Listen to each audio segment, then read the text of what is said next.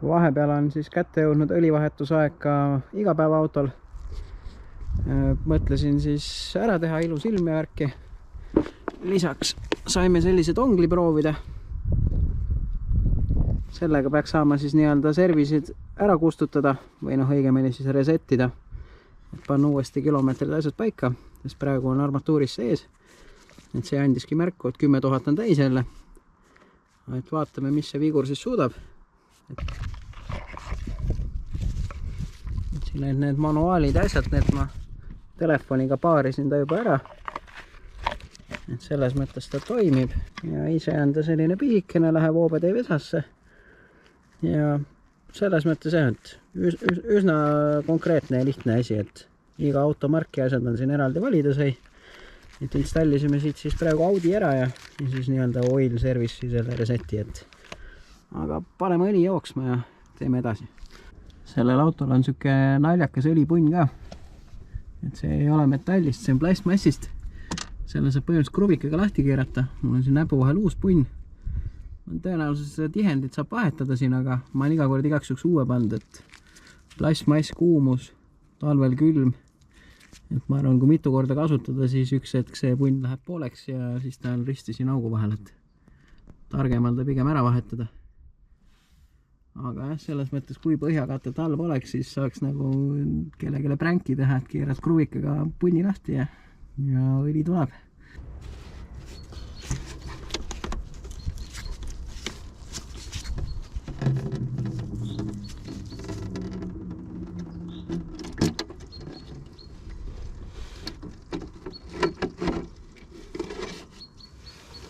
Ja nii ta lihtsalt kruvikaga voolama saabki panna. Seni, kuni viimane lõpp ära voolab, ma keeran siis ülevalt korpuse lahti ja saab filtri ära vahetada, et las ta siin tilgub ja näed, siin mingid sortsud veel tulevad.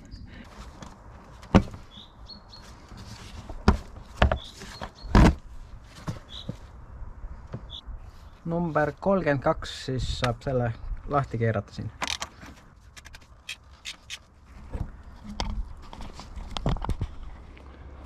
Lisaks jah, enamus autodel on ju filter põhja all, kas siis samamoodi element või siis plekist, aga siin saab, ütleme, sirge seljaga ülevalt vahetada.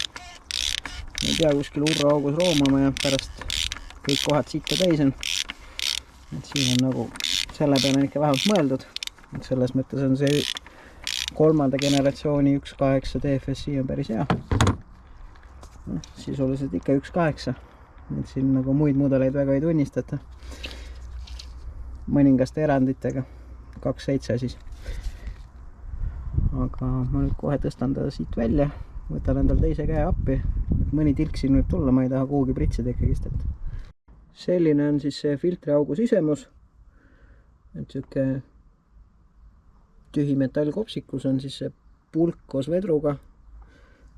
Aga ma vahepeal siis puhastasin selle kesta ära, panin uue elemendi sisse, see kuumirõngas tuleb alati uus panna, selle teed libestiga üle, siis läheb vähe mõnusamalt ja tuleb teinekord normaalselt lahti ka. Et see ei ole tavaline silikon, vaid see on ikkagi siuke vaseliini taoline määre. Aga nüüd ma pistan ta siia auku tagasi ja keeran kinni.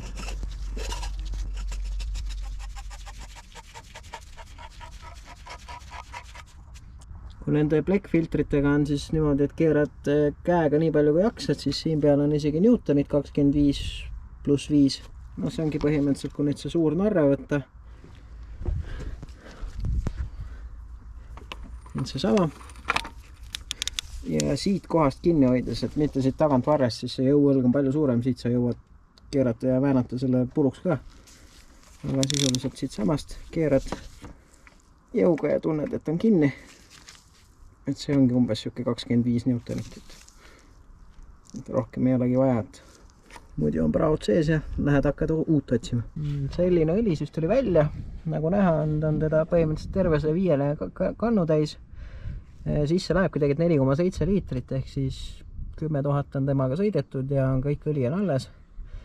Seega need uued 1.8, mis osad ütlevad, et söövad õli, siis jah, need esimesed üks ja kaks generatsioon küll, aga see kolmas, mis on 2013 ülespoole, et need ikkagi on nagu korralikud autod.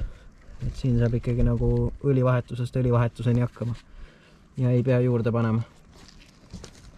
Ja mis õli ma kasutan, ütleme kõik need 80 000 kilomeetrit, ehk siis iga vahetus peale 10 on siis kogu aeg sama motuli oma olnud.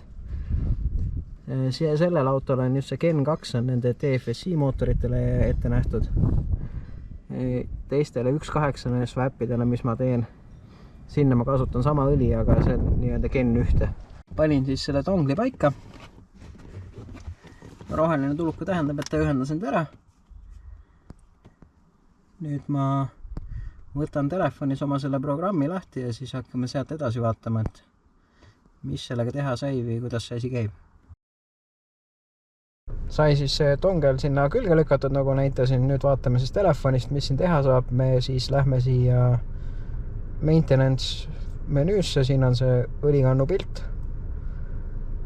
See kõige ülemine, see oil reset, see peaks meile praegu sobima. Siin on kõiksugu muud huvitavad asjad ka muidugi, nagu immo ja siis on gaasipedaali uuesti õpetamine. Isegi tahmafiltrit saab põletama panna, aga okei, ma diislitega ei tegele. Ühesõnaga siin huvitavaid asju nagu jagub, aga me jätkame siis selle õli osaga. Nii, nüüd ta otsib seda autot uuesti. Mingid piiksud käisid.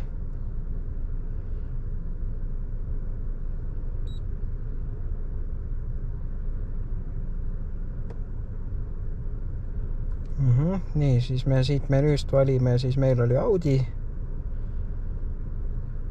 Süüde on meil sees. Auto tegelikult töötab praegu. Ja paneme siis siit, ma pigem tahaks panna seda manual reseti, sest auto reset ma kardan, et see paneb kas 15 või 30 000. Et sellised nii-öelda long life'id, aga mulle meeldib see 10 000. Et võtame siit siis A4. Okei, siin ei ole minu autot. Siis ei ole väga hea valik. Proovime siis seda keskmist valikut siit.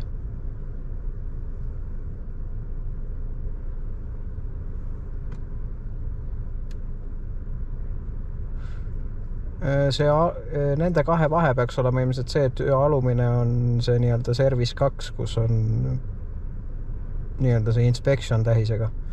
Meile ilmselt piisab sellest ülemisest.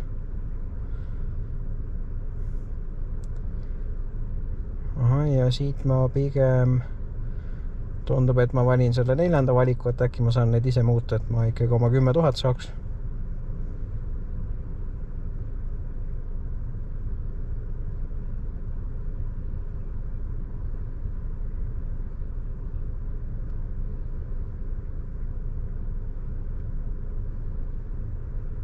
Okei, midagi ta siin teeb praegu, ma ei tea,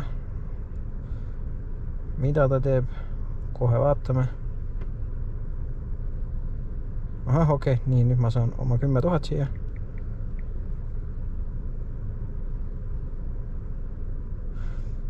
Siin ongi nüüd, ütleme, 10 000 on kilomeetrid ja päevad ongi siis see hea tava ongi kas siis 1 aasta või siis 10 000 kilomeetrit, mõni laseb 15 000, mõni 30, kuidas kellegile.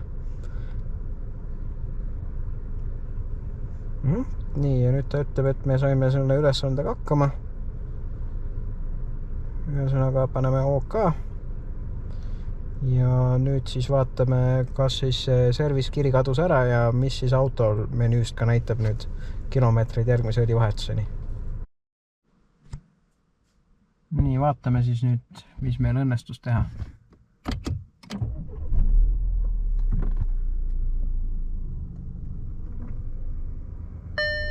Vaatame kohe, mis meil siis ei õnnestunud. Lähme siit keskelt menüüst korra. Selle kaar. Siit saan valida. Okei. Ühesõnaga õlivahetuse saime endal 10 000 peale, aga see nii-öelda see pikem see hooldus, siin on siis, näitab 700 üle, tegelikult nad olidki mul vist siis pandud sama kuupäeva peale. Ühesõnaga ma pean sellega ära resettima, siis saame selle asjaga korda. Teeme siis katse 2, proovime siis seda alumist valikut siit. Et see siis ilmselt lubab mul kõik asjad ära panna. Ehk siis selle nii-öelda ülevaatuse läbisõidu ka muuta ära, mis praegu jäi 700 üle.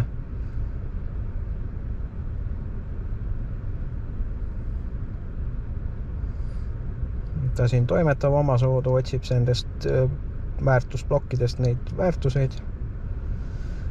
Ma panen pigem samad kilomeetrid nagu õlil, et siis mul on lihtsam meeles pidada, nagu nii samal ajal vahetan õlil, lasen õhufiltri üle kompressoriga. Miks ma nii teen? Mul on see Pipercrossi paneelfilter, see on nii-öelda eluaegne. Iga 30 000 tagant lihtsalt tuleks teda nii-öelda korra puhastada. Ja kütusefiltrit sellel autol tegelikult eraldi nagu ei olegi. Ja salongifilter, selle ma sügisel vahetasin tegelikult eraldi ära, et see las praegu jääb.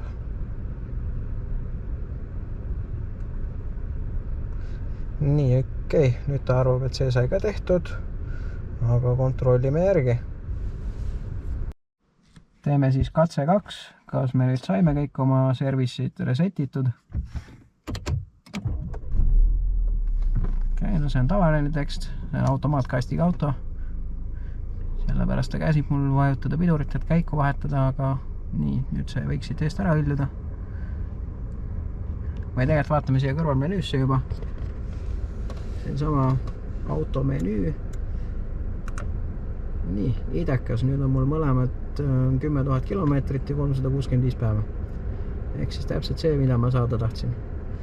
Tavaliselt ma olen seda kõiki VCDS-iga teinud, aga see tähendabki, et sa võtad kaabli, võtad arvuti ja siis seal saab ka, ütleme, suht paari klikiga selle tehtud. Aga ütleks nii, et isegi selle dongliga on praegu palju lihtsam ja kiirem, kui nüüd aus olla. Selles mõttes tegelikult olen väga rahul sellega. Nii, siin ei ole ka mingeid erroreid meil ees. Kõik on korras, rahu majas. See punane mehik üleval, see tähendab seda, et mul ei ole turvavööd peal. Aga kuna ma seisan koha peal, nagu näha 0 kilomeetrit, siis ei ole hetkel oluline. Et selle autoga saime korda siis. Seda sama Vidinat olen ma siis tegelikult proovinud ka 2 teisel autol veel. Et üks oli 2019 aasta Škoda. Sellel sai ka ilusti service'id kõik ära paika panna nii nagu tahtsin, just need päevad ja kilomeetrid. Lisaks sai ka siin ühel uuemal Mercedesel proovitud. See on äkki umbes 2013-2012 aasta. Sellel sai ka ära resettida. Seal ma küll ei leidnud moodust, et ise valida päevi, aga lasi nii-öelda basic nende settingutega teha. Aga selline siis see osa sellest autost sai. Nüüd peaks ta veel puutleks pesema ja siis suundun tagasi garaaži ja jätkan järgmiste projektidega. Et siin meid ootab siis juba järgmine B4. Siin on praegu 2066. Selle ma olen juba peaaegu maha võtnud. Ja asemele läheb siis muidugi ikkagi vana aja 1.8 turbo, mis on mul siin tükkidena põrandale laiali laotatud. Et need detailid on juba ära pestud, siin tuleb veel need ära lihvida. Ja siis saab hakata seda asja uute tihendite ja juppidega kokku panema. Et siin on ka siis selle standardpakett, uued raamsaaled, uus õlipump. Ja siis kogu tihendite ring ja nii edasi.